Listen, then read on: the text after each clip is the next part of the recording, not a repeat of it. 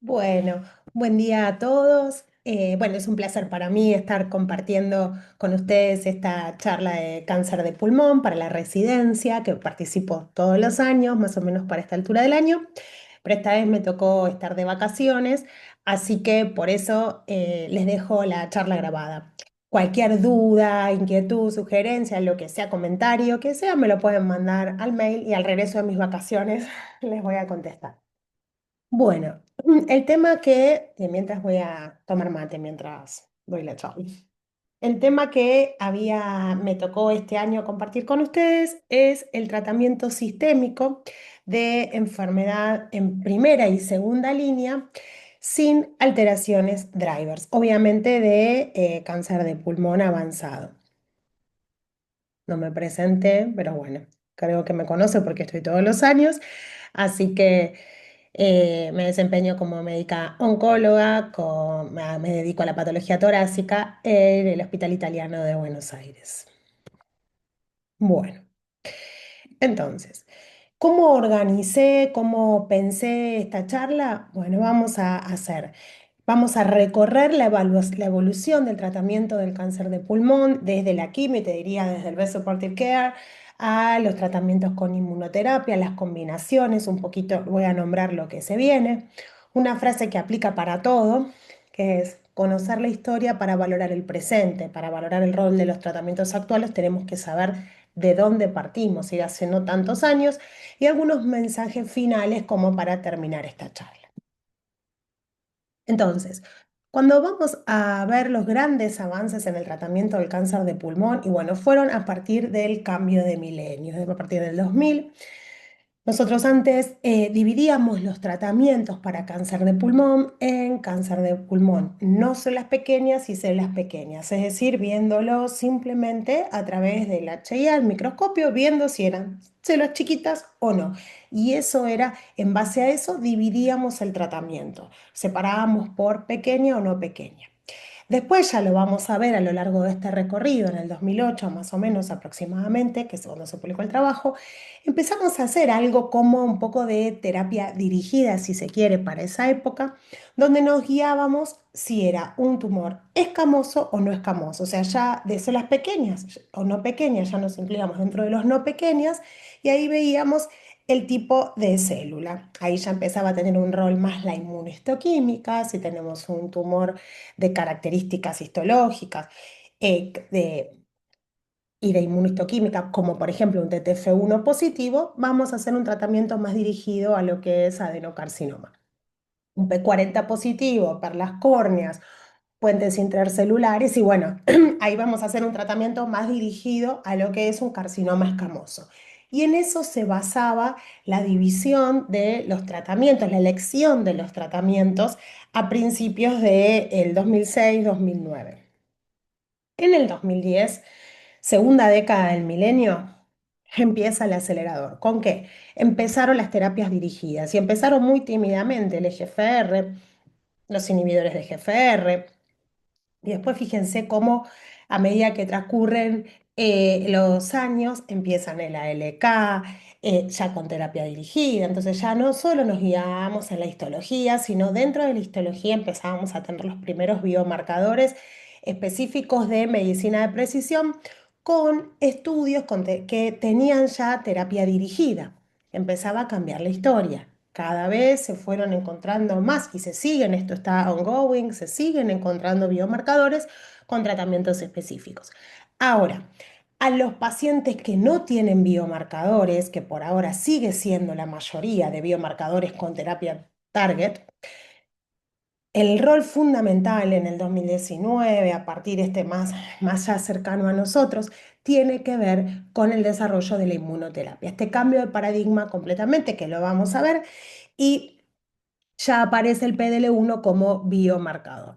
Entonces, bueno, esto es más o menos, acá ponemos las cartas de lo que vamos a ir viendo a lo largo de esta charla. Back to the past, vamos a ver para atrás de dónde empezamos y vamos a ir a a este metaanálisis que me encanta porque es como que ordena y va viendo por qué elegimos lo que elegimos hoy a la hora de tener en nuestro consultorio un paciente con un cáncer de pulmón avanzado virgen de tratamiento. Entonces, British Journal, en 1995, pregunta de investigación. ¿Tratamos o no tratamos a los pacientes con cáncer de pulmón avanzado? Porque piensen que estos pacientes iban a cuidados paliativos, no sé, y se morían antes de los 6 meses.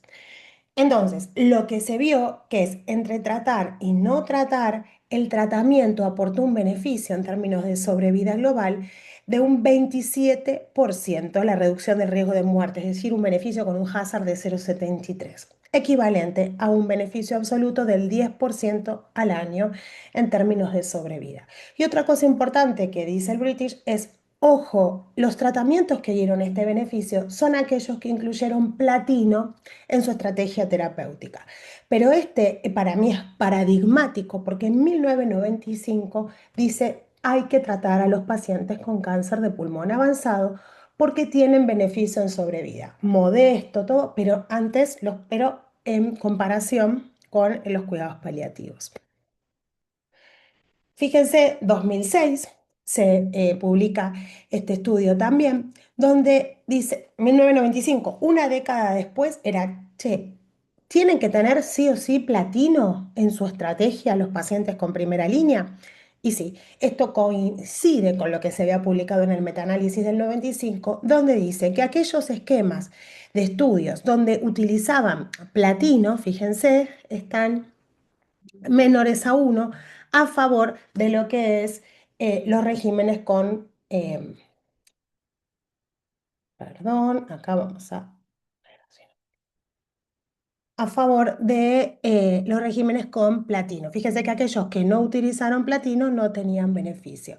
Y este beneficio estadísticamente significativo es una reducción del riesgo del 22% en el riesgo de muerte al año en aquellos pacientes con platino versus aquellos que no lo tenían. Perfecto, ya sabemos que los tenemos que tratar con platino, con esquemas basados en platino. Este estudio que se publicó en el JCO del 2007, lo que decía era, ok, históricamente hacíamos 6 ciclos de doblete de platino para los pacientes con enfermedad avanzada.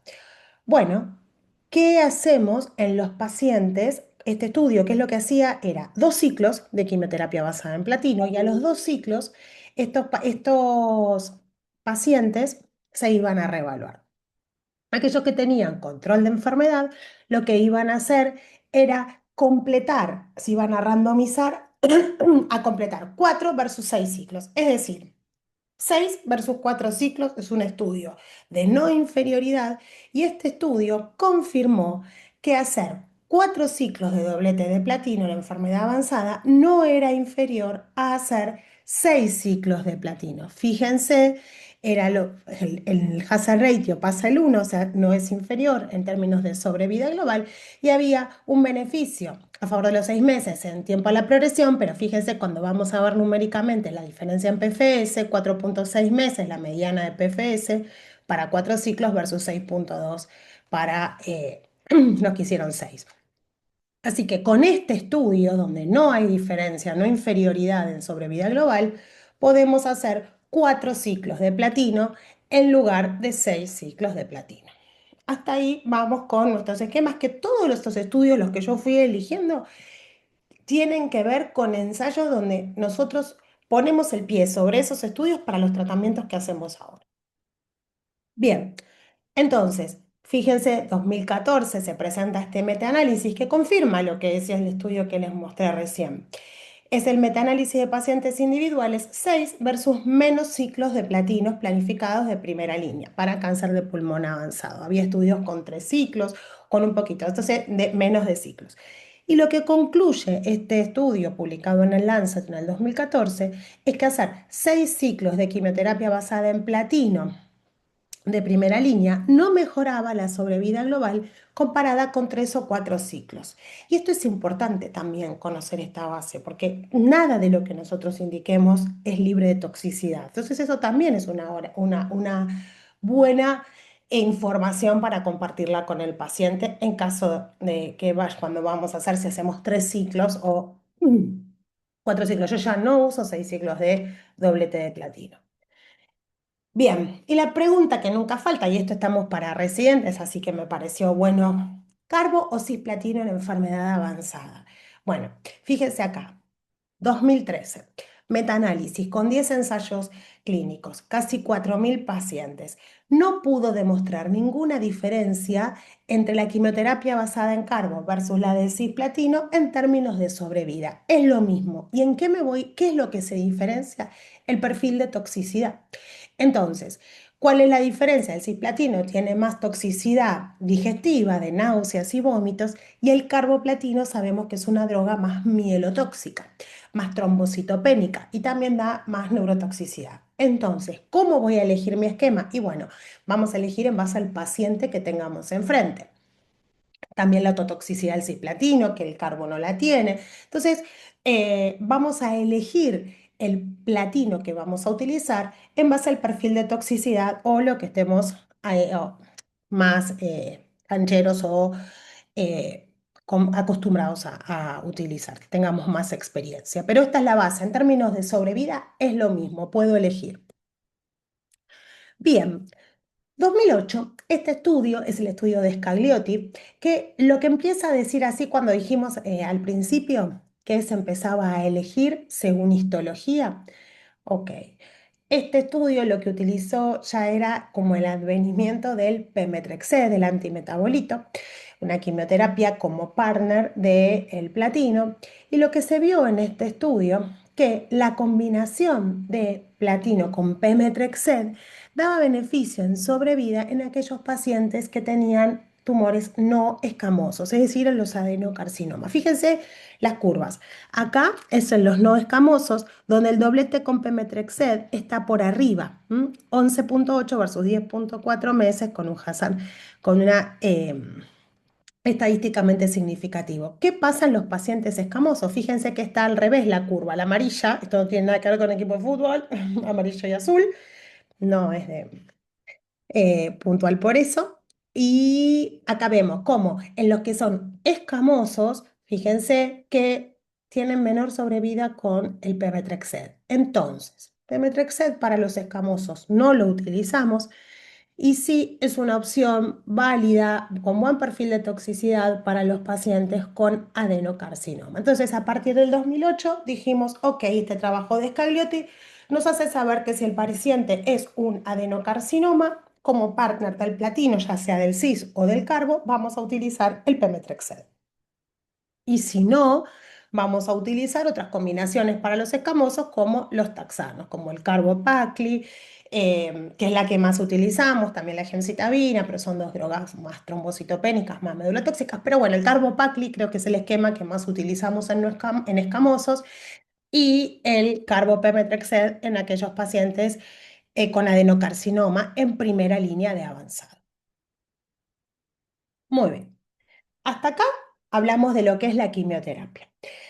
En el 2006 surge, empiezan las publicaciones e hizo mucho ruido en ese momento una estrategia, porque piensen que nosotros este beneficio y todo, vuelvo para atrás, fíjense que está arañando el año de mediana de sobrevida global, mucho por trabajar en primera línea avanzado. Entonces siempre se estaban buscando nuevas estrategias de tratamiento para mejorar la sobrevida global en esos pacientes con cáncer de pulmón. Y ahí es donde en el 2006 se publica en el New England el trabajo de Alan Sandler, que casi digo Adam Sandler, de Alan Sandler, que lo que pregunta es carbopacli versus carbopacli bevacizumab, el agregado del antiangiogénico como estrategia de tratamiento en primera línea. Objetivo primario del estudio, la sobrevida global. Este es un estudio positivo, fíjense, en términos de sobrevida global, 12,3 meses versus 10,3 meses. Es modesto, pero así se fue corriendo, digamos, la mediana de sobrevida global en cáncer de pulmón de primera línea. Y también dio beneficio en medianas de PFS.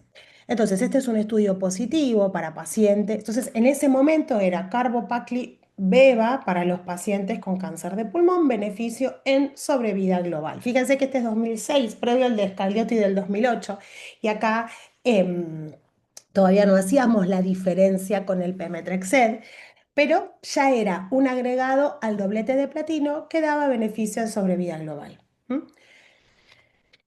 No se estableció tanto el bevacizumab en ese momento, por ahí como sí antigestivo, pero sepan que esto, porque esto lo vamos a volver a ver en el Empower 150, cuando veamos ya, cuando aterricemos en lo que es la inmuno. Bien. Ustedes deben estar pensando, pero che, si yo el mantenimiento con Pemetrexed, eso lo inventaron en el Keynote 189, que es el de Pembro. No. ¿De dónde viene eso? Del estudio Paramount. Acuérdense, 2008 dijeron carbo-Pemetrexed es mejor para los adenocarcinomas. 6 versus 4, 3 ciclos de carboplatino Pemetrexed no eran superiores. Los esquemas podríamos hacer 4 ciclos de carboplatino con su partner. Y acá lo que este estudio Paramount, que lo presentó Pasares, lo que veía este estudio que era, estos pacientes hacían 4 ciclos de platino pemetrexed, los que tenían control de enfermedad se iban a randomizar a hacer mantenimiento con pemetrexed versus placebo. Objetivo primario del estudio, sobrevida libre de progresión. Obviamente, este es un estudio positivo porque es un estándar de tratamiento, pero fíjense, viene de acá. Entonces, el mantenimiento, vamos a ver, PFS, en términos de PFS, el azul es el Pemetrexed. Continuar con el tratamiento con Pemetrexed versus placebo da un hazard de 0,60, bajito, un beneficio del 40%, una disminución del riesgo del 40%. Y si vamos a ver en términos de sobrevida global, 0,78 de hazard ratio y no cruza el 1. Con lo cual, el mantenimiento, el estudio Paramount, también es un estudio pivotal y que cambió en la estrategia de tratamiento porque sabemos que mantener el Pemetrexed hasta toxicidad limitante o progresión de enfermedad da beneficio en términos de sobrevida libre de progresión y sobrevida global. Y ahí se instaló la estrategia Paramount, que la utilizamos, pero esta es la fuente para saber por qué hacemos eso. Y esta es la primera línea. Entonces, como corolario, hasta acá la primera línea, ¿qué tenemos? Doblete de platino, podemos agregar el bevacizumab en los esquemas que utilicemos con Pacli, que da un modesto beneficio en sobrevida global. El mantenimiento, continuar con el Pemetrexed, también da beneficio en sobrevida global, corriendo la mediana de sobrevida global, arañando un poquito más de 12 meses del año, pero nuestros pacientes van a progresar a esa línea de quimioterapia de primera línea. Entonces, tenemos para ofrecerle una segunda línea de tratamiento. Entonces, fíjense que de todos los estudios que vimos recién, los diferentes estudios, ahí está el de Scaliotti del 2008, y todos estos estaban en el metaanálisis que le mostré, aproximadamente el 50% de los pacientes van a recibir una segunda línea de tratamiento. O sea, tenemos paciente para indicar una segunda línea de tratamiento, con lo cual la estrategia de watch and wait acá no tendría lugar. ¿Cuál era el estándar de tratamiento a la progresión de la quimioterapia de doblete de platino? El docetaxel. Y uno dice, ok, ¿de dónde viene ese beneficio? ¿Dónde está el aval para utilizar el docetaxel en segunda línea? Fíjense, es de un solo estudio de Shepherd del 2000. Y este estudio lo que hacía era, en pacientes progresados a doblete de platino, se randomizaban a docetaxel, 75 miligramos metro cada 21 días, versus mejor cuidado del soporte. Y fíjense que acá la mediana de sobrevida global, 7,5 meses versus 4,6 meses. Muy eh, parejo, pero a favor, fíjense, al año el 37% de los pacientes estaban vivos a la rama docetaxel versus 12% en los pacientes de mejor cuidado de soporte. Entonces, este es el estudio que ubicó al docetaxel como estándar de tratamiento de segunda línea en los pacientes con cáncer de pulmón progresados a primera. Entonces, esto acá, lo que se ve ahí es un Atari, pero que es la vieja consola de videojuegos. Ese docetaxel quedó como el Atari después de cuando vamos a ver la inmunoterapia.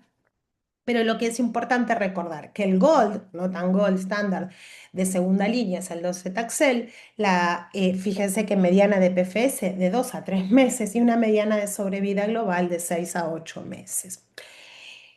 Estrategias que siempre acuérdense de la combinación, que es lo que uno trata para ir mejorando los resultados de sobrevida, se hicieron con el ramucirumab, el estudio Rebel, que también mejoró un poquito acá, 10,5 meses, con nintedanib también, las estrategias de adicionar tratamiento al docetaxel. Sabemos que el docetaxel es una droga tóxica, es difícil el uso de combinaciones con docetaxel, pero por eso mismo quedó como estándar de tratamiento de segunda línea el docetaxel.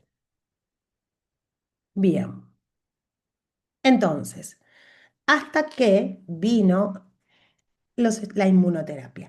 Y con los estudios de inmunoterapia, que ahora los vamos a ver, ese docetaxel pasó a ser la rama control de los estudios de segunda línea de tratamiento. Entonces, ahora, hasta acá, que vamos más o menos 20 minutos, es todo el recorrido de lo que es el porqué y las elecciones y en qué nos basamos para indicar un tratamiento de primera línea en cáncer de pulmón avanzado y a la progresión, nuestro estándar de tratamiento de segunda línea, que era, porque ya es pasado, el docetaxel. Entonces, hoy nosotros vemos este gráfico y es un típico gráfico que vemos en ver cuáles son las alteraciones drivers. Es decir, ya no nos guiamos por el P40, el TTF1, sino que el ideal es secuenciar a todos nuestros pacientes para ver qué alteración driver, qué conductora de la enfermedad tiene, si es que la hay, porque va a haber una terapia dirigida. Entonces, a todos estos los vamos a sacar de nuestra charla, hipotéticamente, porque estos pacientes, los BRAF, los NTRK, los MET, todos estos están incluidos en todos los estudios que vamos a ver ahora, porque el criterio de exclusión de estos estudios, en su mayoría, era si se conocía el EGFR y el ALK, que fueron los dos, los más antiguos de biomarcadores de medicina de precisión, si se quiere. Entonces, nosotros nos vamos a detener en la primera línea, en la inmunoterapia, en aquellos pacientes que sin alteraciones drivers, que es el título de la charla. Entonces, damos vuelta a la página, la quimioterapia se basaba en histología, dijimos, como vimos antes, y en base a eso definíamos. Después empezaron a ver terapia dirigida. Y después tenemos el biomarcador único que tenemos para lo no dirigido, vamos a decir, que es el PDL1, que es el biomarcador que nos va a ayudar para guiar las decisiones terapéuticas basadas en inmunoterapia. Entonces, el cambio de paradigma es la quimioterapia tiene como target a la célula tumoral. Entonces, ya sea como agente alquilante en los platinos, que y desestabilizando la doble hélice de ADN, o los taxanos, como vimos, que van a ir a actuar a nivel de los microtúbulos y van a ir a causar la muerte celular, el nuevo paradigma más sofisticado de la inmunoterapia es su target terapéutico, son los linfocitos y específicamente los linfocitos T. Y vamos a ir a modular la respuesta inmune. Lo más frecuente que vamos a ver es que vamos a ir a sacar el freno, el inhibitorio, a la respuesta inmune para la destrucción celular mediada por linfocitos. Y esto es lo que conocemos como inmunoterapia. Lo más común, los anti-PD1, PDL1, anti-CTLA4, que son todos frenos de la respuesta inmune. Entonces, si nosotros vamos a ver nombres que nos suenan a todos, anti-PD1 tenemos como el nivolumab, el pembrolizumab, y anti-PDL1 que van a ir a actuar sobre el ligando como el atezolizumab y el durvalumab.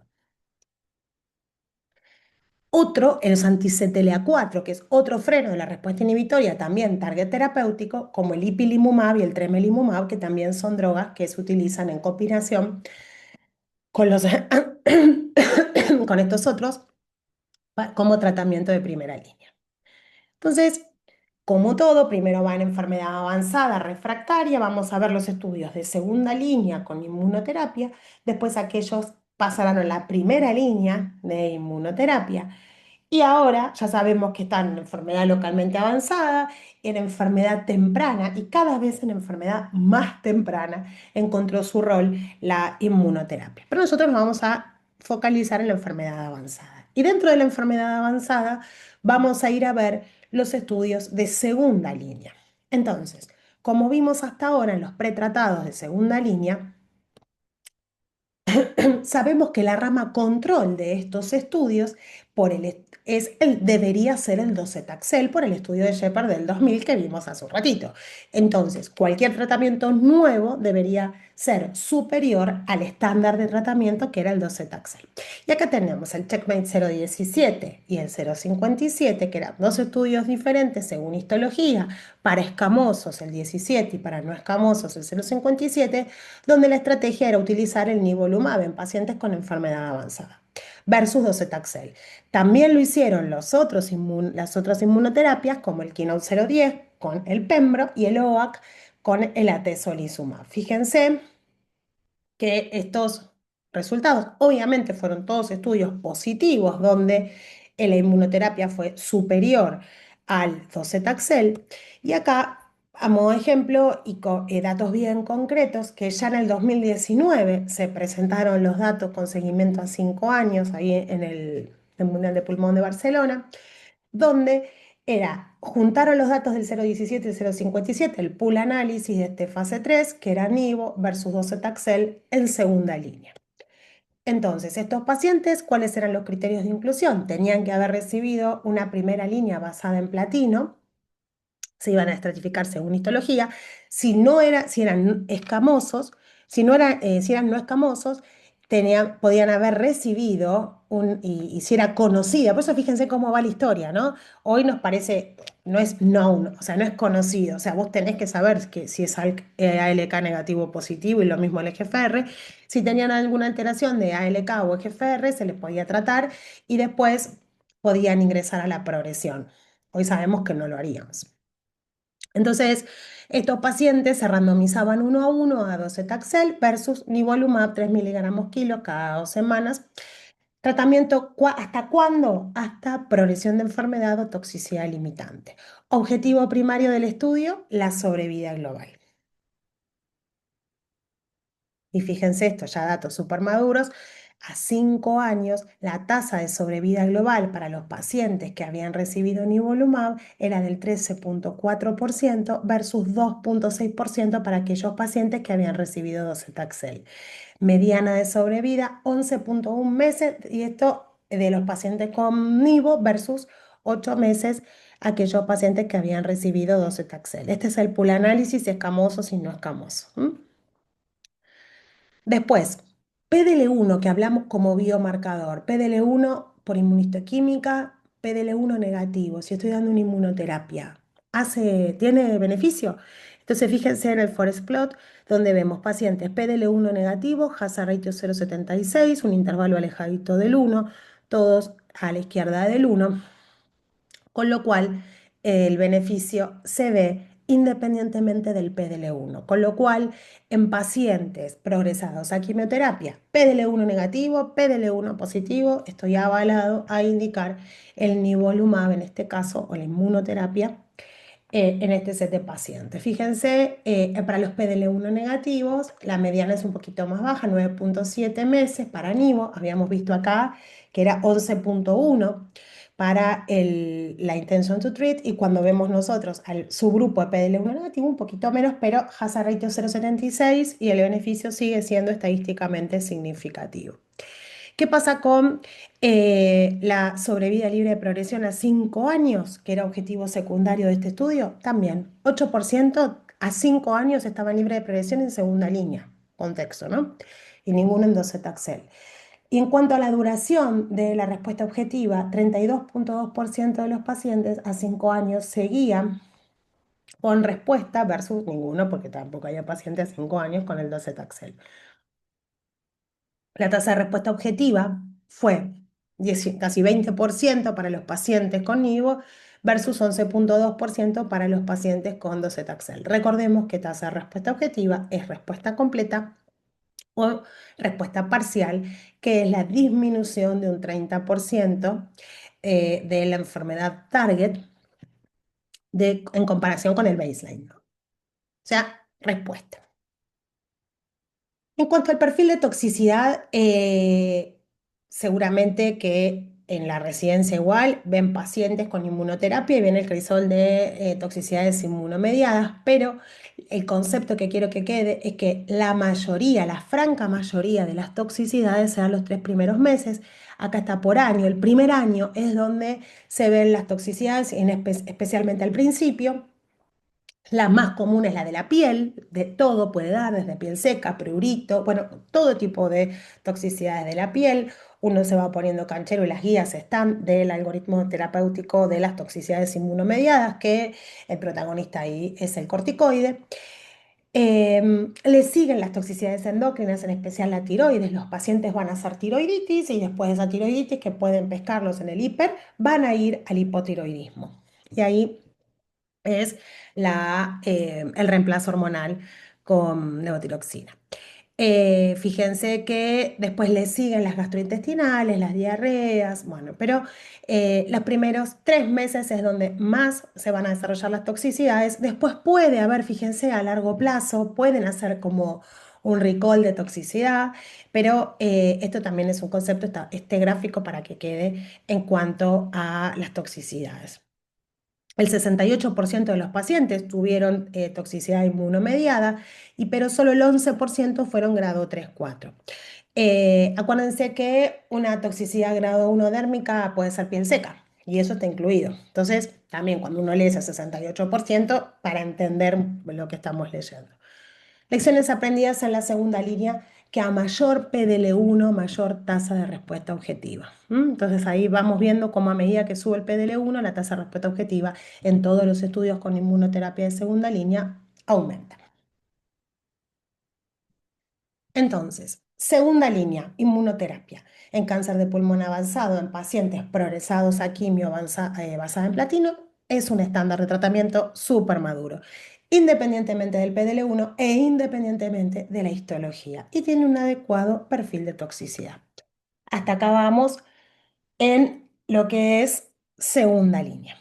Y me fijo, vamos bien de tiempo. Bueno, vamos a pasar a la primera línea. Y esto fue ahora esto ya es como un poco historia, pero piensen que esto sí fue un hito y un cambio de tratamiento desde el 95, que sabemos que el doblete de platino da beneficio en sobrevida en los pacientes con cáncer de pulmón avanzado, y era por primera vez una estrategia libre de quimioterapia en algunos casos, solo con inmunoterapia en primera línea. Y eso realmente fue un cambio de paradigma. Ahora lo vamos a ver. Vamos a guiarnos por histología, por niveles de PDL1, vamos a tener estrategias de combinación. Entonces vamos a organizarlo didácticamente. En primera línea podemos hacer monoterapia con inmunoterapia o hacer combos de primera línea de quimio con inmuno o combos inmuno-inmuno. Todo esto son las nuevas estrategias de tratamiento para enfermedad avanzada de primera línea. Entonces vamos a empezar con los que son estrategias de primera línea.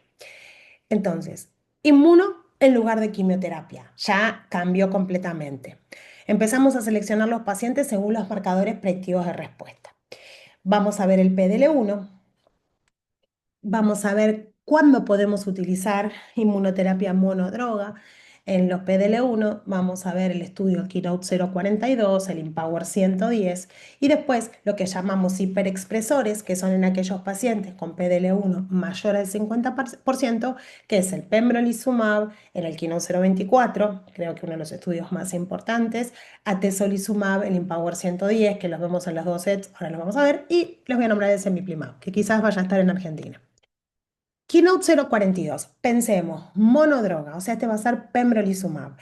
Es rama control, la quimioterapia, como sabemos, el doblete de platino y el mantenimiento de pemetrexed.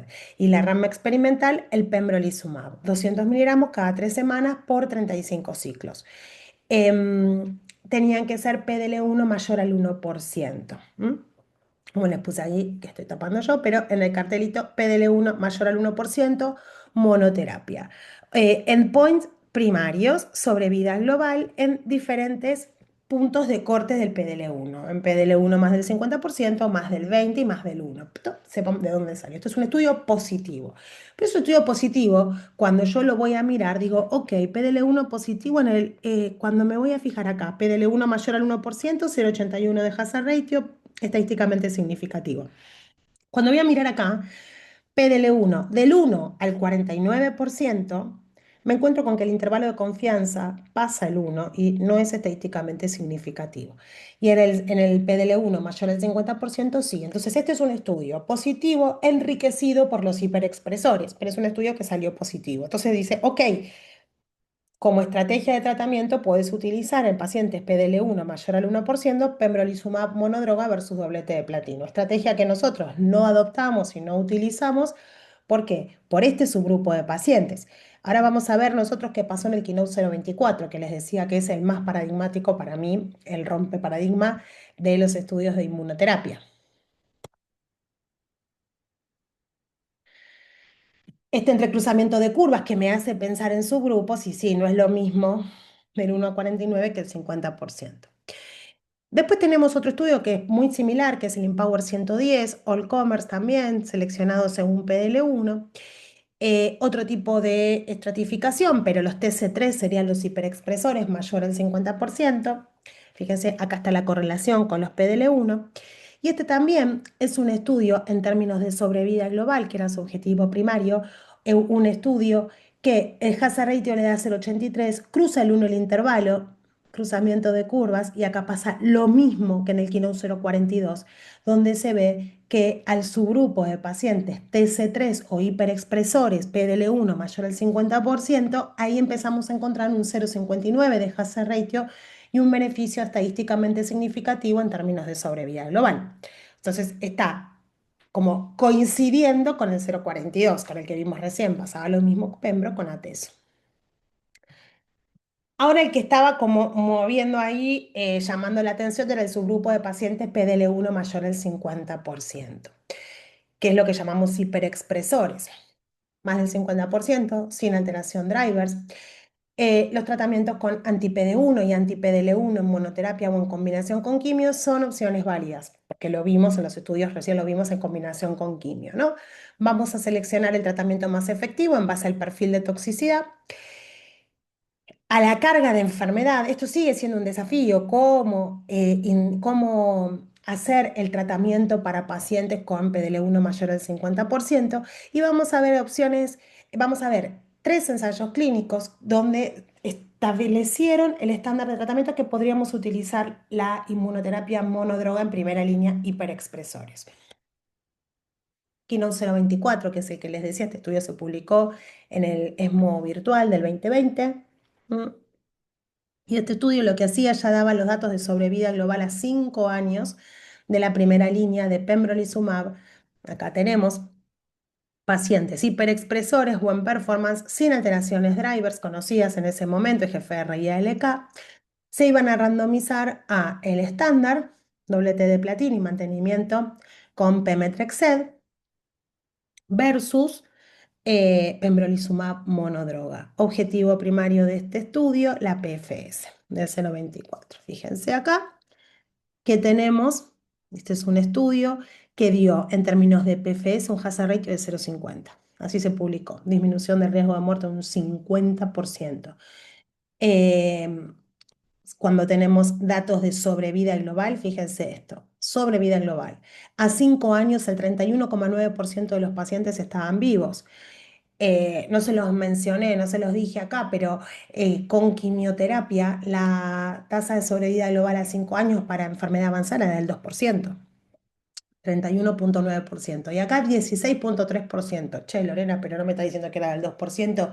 Acá hay un dato muy importante que tiene que ver con el crossover. Sepan que el 66% de los pacientes cruzaron de rama a la progresión. Es decir, los que les tocó quimioterapia a la progresión, ya sabíamos que daba beneficio en segunda línea, esos pacientes cruzaron a la rama de pembrolizumab. Es decir, que este hazard ratio de 0,62 está un poquito subestimado por el alto impacto del crossover que tienen. Fíjense, medianas de sobrevida global, medianas de 26,3 meses. De más de 2 años la mediana de sobrevida global. Primera línea sin quimio. 26,3 meses. ¿Se acuerdan que habíamos hablado cómo tratábamos de empujar ese que llegue al año en medianas de sobrevida global? Este pasó los 2 años y sin quimio. Datito que si nosotros hiciésemos el ajuste sin ese estadístico, sin ese crossover, el hazard ratio bajaría a 0,51, con lo cual es claro el beneficio en hiperexpresores de hacer monoterapia con Pembro. Muchas cosas a lo largo de estos años que hay que ir definiendo. Es bueno, che, pero está bien, hay un 50% que está pasando con los no respondedores. Y bueno, y empezamos a conocer más de la secuenciación, los coequippers de SPDL1. Escarrax, SKIP1, SSTK11 positivo y bueno, y a esos pacientes muy seguramente, por más que sean hiperexpresores, yo voy a elegir estrategias de combinación. ¿M? Pero piensen, contextualicen esto. em, por eso me parece tan paradigmático este estudio, porque paciente virgen de quimioterapia en primera línea, cáncer de pulmón avanzado. Por otro lado, mientras recordemos este valor, 0,62 de hazard ratio. Vamos a ver si esto es algo casual o no. En el 2019, en el ESMO de Barcelona, presentaron el subanálisis de pacientes del Empower 110, de la atezolizumab, de los hiperexpresores, a ver qué les pasaba a esos pacientes. Mismo diseño de estudio, fíjense, rama control, la quimioterapia, y la rama experimental, el atezo, en hiperexpresores, 572 pacientes, diseño jerárquico, sobrevida global, el endpoint primario. Los hiperexpresores, 38 y 35%, eran los pacientes que tenían PDL1 mayor al 50%, y cuando vamos a ver 0,59 de hazard ratio, el otro 0,62, o sea, el beneficio es con inmunoterapia, ya sea atezo, un anti-PDL1, ya sea pembro, un anti-PDL1, en el estudio monoterapia. Pero lo rico de esto, y acá está una diferencia, es que el otro dijimos que tenía 66% de crossover. Este estudio no permitía el crossover. Entonces, eso es un dato también para conocer. Entonces, la verdad es que si yo en primera línea tengo que elegir, y muy probablemente me incline por el pembro, si puedo elegir entre pembro y atezo. ¿Por qué? Por los datos duros de estos estudios. Sabiendo que igual el atezolizumab es una muy buena opción, porque da beneficio. Y este estudio, que quizás vamos a tener el semiplimab en Argentina, ahora se está hablando de eso, pero este es un estudio muy similar al Quirón 024, o sea, muy, muy similar. En Europa del Este se hizo en pacientes como más baqueteados, o sea, que tenían, podían entrar pacientes con hepatitis B o HIV, pacientes muy fumadores, más. Y era lo mismo, eran 710 pacientes, y fíjense que la rama control era la quimioterapia y la rama experimental el semiplimab monoterapia, todo igual. Habíamos visto 0,62, 0,59 de hazard ratio, fíjense, 0,57, lo mismo. Pero este estudio, un dato de color lindo que nos da, es que hizo después publicaciones de subgrupos de hiperexpresores. ¿Es lo mismo 55% que 90% de PDL1? No, no es lo mismo. Y este estudio lo publicó bien clarito, y después también se vio con las otras drogas. Así que a mayor PDL1, mayor es el impacto del beneficio con la inmunoterapia. Estudio positivo, 0,54, acá también de hazard ratio. Este había hecho una enmienda, una corrección por el PDL1, pero lo que me interesa de este estudio es que ustedes sepan que sea con la inmuno, que sea el beneficio en primera línea en los hiperexpresores, es claro. Y que a mayor PDL1, mayor tasa de respuesta objetiva. PDL1 importa también en primera línea. Entonces ahí vimos el porqué de la monoterapia. La justificación. Ahora vamos a ir a los esquemas combos o de combinaciones. Para esquema combo, el más paradigmático de quimio-inmuno creo que es el Keynote 189, que es el que más se utilizó, el que más incursionó en la práctica clínica. También tenemos el Empower 150, un bombazo más fuerte, ahora lo vamos a ver.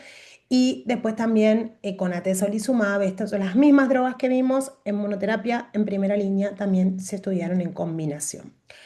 Acá tenés el Keynote 189, que es este estudio de combinación de quimio con pembro en primera línea. Objetivo coprimario, sobrevida global y sobrevida libre de progresión. Criterios de inclusión, lo mismo que venimos viendo hasta ahora. Se iban a randomizar en la rama control del Paramount, del mantenimiento con Pemetrexed. Estos eran no escamosos, obvio. Y quimio más pembrolizumab y después hacían el mantenimiento que veíamos del Paramount, no solo con el pemetrexed, sino también con el pembrolizumab. De este Keynote 189, tengan en cuenta que un 30% de los pacientes eran hiperexpresores. Acá tenemos PDL1 mayor del 50% que los vamos a tratar con quimioinmuno. Bien, obviamente que es un estudio positivo con beneficios. Esperen que voy a hacer un chequeo que espero que esté perfecto, sí, sí, chequear que esté grabando. Bien, entonces, este es un estudio positivo, tanto en sus dos objetivos coprimarios, tanto en la sobrevida libre de progresión como en la sobrevida global. Fíjense acá lo lindo de este estudio, porque permite, ¿m? Tenemos acá la tasa de sobrevida global en la intention to treat en toda la población, hazard ratio 0,56. Miren cómo se separan las curvas y desde el inicio con el agregado de la quimio, medianas de sobrevida global de 22 meses para la rama quimio-pembro versus 10 meses para la rama de quimio. Y si vamos en términos de PFS, lo mismo, también beneficios sobre vida global y sobre vida libre de progresión del Keynote 189. Súper instalado como quimioterapia de combinación en primera línea para adenocarcinoma avanzado. Otra estrategia, Empower 150. Acá tenemos los mismos criterios de inclusión, no escamosos, paciente avanzado, y va a estratificarse según la expresión de PDL1 y la presencia o no de metástasis hepáticas, y ahora vamos a ver por qué. Y esto, si bien tenía otras ramas, las ramas que se publicaron la combinación era la rama control, el de Alan Sandler del 2006, que era el de Carbopaclib-Beva, que había demostrado beneficio en sobrevida global versus Carbopaclib. Entonces, rama control, Carbopaclib-Beva. Y la rama experimental, la B, a eso le agregaban el atezolizumab, con lo cual el combo acá son cuatro: antiangiogénico, quimioterapia y el anti-PDL1. Y después seguían el mantenimiento con atezo-beva y el otro el mantenimiento con beva, como era el de Sandler. Este no permitía crossover. Esto siempre está bueno ir a fijarse en los estudios si tienen o no crossover. Objetivo coprimario, PFS y sobrevida global. Y acá tenemos la curva de sobrevida libre de progresión en la intention to treat en toda la posición, la población wild type, es decir, sin EGFR, le da 0,62 de hazard ratio, una tasa de 66,9% de los pacientes estaban libres de progresión versus 56,1% para la rama sin atezo. Y si vamos a ver la sobrevida global, 0,78 también. Entonces, beneficio en términos de sobrevida libre de progresión y en términos de sobrevida global. Esta curva es la de Sadler del trabajo del 2006, donde en el análisis de subgrupo de este trabajo lo que se vio que el impacto del beneficio, el hazard más bajito, es para aquellos pacientes con metástasis hepáticas. El rol de la angiogénesis en lo que es de ir a inhibir la angiogénesis en los pacientes con metástasis hepáticas. Y esto mismo se vio, este forest plot es del Empower 150 y se ve que cuando los pacientes que tenían metástasis hepáticas el hazard baja a 0,54 versus los que no tenían, que eran 0,83.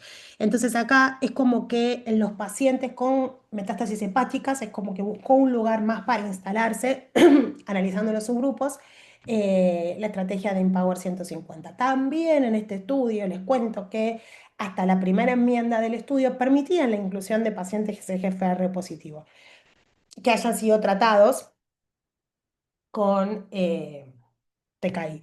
Bueno, después obviamente la vía del EGFR tuvo mil modificaciones y ahora hay muchas más, o hay muchas opciones terapéuticas, así que esto ya no lo utilizamos, porque no es una estrategia que utilicemos para pacientes progresados, pero sepan que en ese momento también fue cambio paradigmático decir, che, este es el primer estudio que muestra que los pacientes EGFR progresados pueden responder a esto. A diferencia de los de la ALK, que no hubo ningún estudio.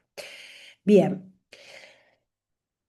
Para los escamosos son menos frecuentes, pero para que sepan que se hicieron las mismas estrategias. Keynote 407 es lo mismo que el 189 que vimos, que la combinación de quimio inmuno, solo que la quimio obviamente sin pemetrexed, porque ya lo vimos con Scagliotti en el 2008, sin pemetrexed, era con carbopacli o carbonapacli, y el Empower 131, lo mismo que el 150 para, o sea, con atezo, mejor dicho. Keynote 407, también beneficio en términos de sobrevida global. Fíjense acá, hazard ratio 0,64, similar, el otro era un poquito menos. Y después, análisis final con seguimiento a 5 años de este estudio, el 407, es un hazard de 0,71 para sobrevida global con tasas de supervivencia a 5 años de 18,4% para los pacientes con Pembro versus 9,7 para los pacientes que habían hecho quimio. Así que bien establecido también. Y acá lo mismo, el beneficio, cuando analizamos por subgrupos de expresión del PDL1 en escamoso, el beneficio de la inmunoterapia es independiente del nivel de PDL1. Esto es con respecto a combo de quimio inmuno, pero combo también le decimos a inmuno-inmuno. Y este trabajo a mí me pareció, además de que fue como el primer trabajo de primera línea del New England, que tuvimos, que participamos y que adquirimos mucha experiencia en este estudio, em, era la combinación de nivo-IPI, anti-PD1, anti-CTLA4 versus quimioterapia. O sea, era decir, a los pacientes con cáncer de pulmón avanzado no vas a tener indicación de quimioterapia, independientemente del PDL1. Y este era un estudio grande, el diseño un poco más complicado, pero básicamente es lo que venimos viendo hasta ahora. Enfermedad avanzada, no tenía que tener EGFR o ALK conocida, or known ALK alterations, Em, e iba a tener dos partes. La 1A, donde vamos a comparar quimio versus nivo-IPI, y el objetivo primario de ese estudio era PFS en TMB alta. La TMB fue un biomarcador que quedó medio en la nada, y la sobrevida global en pacientes PDL1 positivo mayor al 1%. Y tenían dos grupos, PDL1 positivo, 1A, y 1B, PDL1 negativo. Y estos eran los objetivos primarios independientes. Tabla 1, muy similar todo. Cuando vamos a ver los hiperexpresores, que eran más del 50%, 35%, 33%, lo mismo que los estudios que vimos antes. Había más pacientes no escamosos, como en la vida real, muchos más pacientes fumadores, y la mediana de edad muy similar, bien balanceados. Resultados: para PDL1 mayor al 1%, parte 1A para PDL1 positivo, hazard ratio 0,77, estudio positivo en términos de sobrevida global. Fíjense ya datos maduros a 5 años. 24% es la tasa de sobrevida global a 5 años para nivo-IPI versus 14% para los pacientes que hicieron quimio de primera línea. Medianas de sobrevida global 17, 15, 14,9 meses para quimio. O sea, objetivo primario de este estudio, que era la sobrevida global en PDL1 positivo, más que cumplido, 0,77. Cuando vamos a ver según histología, también se vio beneficio para no escamosos y para escamosos. Fíjense que el update a 5 años de sobrevida global para no escamosos es 28% para la rama Nivo-IPI versus 18% de sobrevida global a 5 años para los pacientes que hicieron no escamosos, y para los escamosos a 5 años 15%, siempre les va peor, y 5% para los pacientes que habían hecho quimio. La PFS para sobrevida libre de la sobrevida libre de progresión en PDL1 positivo también, perdón, también les dio beneficio en términos de PFS. En donde lo busquen lo van a encontrar. Duración de respuesta, la mediana de duración de respuesta para nivo-IPI en PDL1 positivo, más de 2 años. Para la quimio, 6 meses, chicos. Entonces es francamente diferente PDL1 positivo, nivo-IPI. Entonces, con eso sacó la aprobación FDA. Pero PDL1 negativo, ¿qué pasa? Acuérdense, 0,77 era el otro hazard ratio. Y en PDL1 negativo, el hazard ratio es 0,65. El impacto de beneficio es mayor en PDL1 negativo para la combinación de nivo-IPI versus quimio.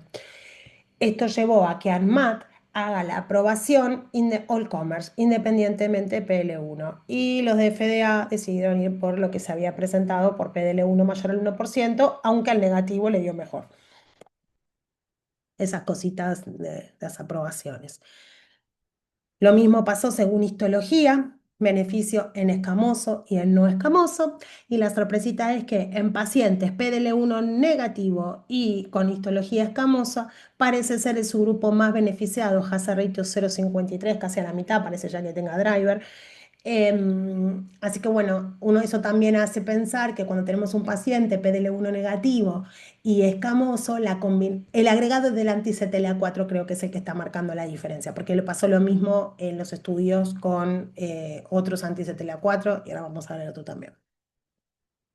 Sobre vida libre de progresión, lo mismo, a favor de nivo-IPI versus quimio en PDL1 negativo. La mediana duración de respuesta también es mayor, 19,4 meses versus 4,8 meses. Y como conclusiones de este Checkmate 227, a 5 años es el seguimiento más prolongado en fase 3 en combinación con inmuno en primera línea, beneficio duradero, como vimos ya con datos maduros a 5 años, se mantienen las respuestas, son duraderas, nosotros participamos y seguimos teniendo pacientes en control que ya llevan 8 años de seguimiento, la mayoría permaneció sin tratamiento durante más de 3 años después de la interrupción del esquema, y esto más todavía ahora, y la calidad de vida no impactaba la calidad de vida o que era similar a la de la población de Estados Unidos. Este creo que ya es el último de los estudios, ya voy llegando casi a la hora. El mismo racional para decir, bueno, estos pacientes en la primera parte de la curva, que hay uno que progresa, es el agregado de quimioterapia a estos pacientes, el mismo criterio nivo-IPI, pero con 2 ciclitos de quimioterapia al principio basada en platino versus la quimio. Objetivo primario del estudio, sobrevida global. Bien balanceada las dos, en la tabla 1, bien balanceado, un poquito menos, fíjense acá, bien balanceadas entre ellos, pero 22-29%, un poquito menos de PDL1 negativos, perdón, de hiperexpresores en este estudio. Sobrevida global, hazard ratio 0,66. Beneficios, o sea, la estrategia. Vos decís, "Che, ¿y cómo elegís? Si le haces 2 ciclos de quimio, si le vas a ir a estrategia Nivo-IPI". Y bueno, y acá esto en este momento no estaba, pero bueno, es lo que les decía a los coequippers, si tenemos el NGS, ver qué otras mutaciones tiene, nos va a ayudar a saber si ese paciente va a necesitar, es mejor hacerle quimio, al agregado de quimio, aunque sea PL1 negativo, o hiperexpresor. O sea, esto continúa evolucionando. Esta es para que sepan bien las bases de dónde tomamos las decisiones ahora. Y lo mismo cuando van a analizar su grupo, en escamoso, fíjense, el hazard ratio más bajito, que, o sea, funcionan los dos, en escamoso y no escamoso, pero mayor beneficio para los no, para los escamosos, 0,62. Fíjense acá, en términos de sobrevida libre de progresión. Entonces lo mismo, si yo voy a buscar Checkmate 9LA sobre vida global por niveles de PDL1, me fijo cuál es el hazard ratio. Todos tienen beneficio, fíjense, PDL1 mayor al 1%, 0,64 y en los negativos 0,62. Y si me voy a fijar dentro de los positivos, a ver los hiperexpresores, 0,66. O sea, el beneficio es independiente del PDL1.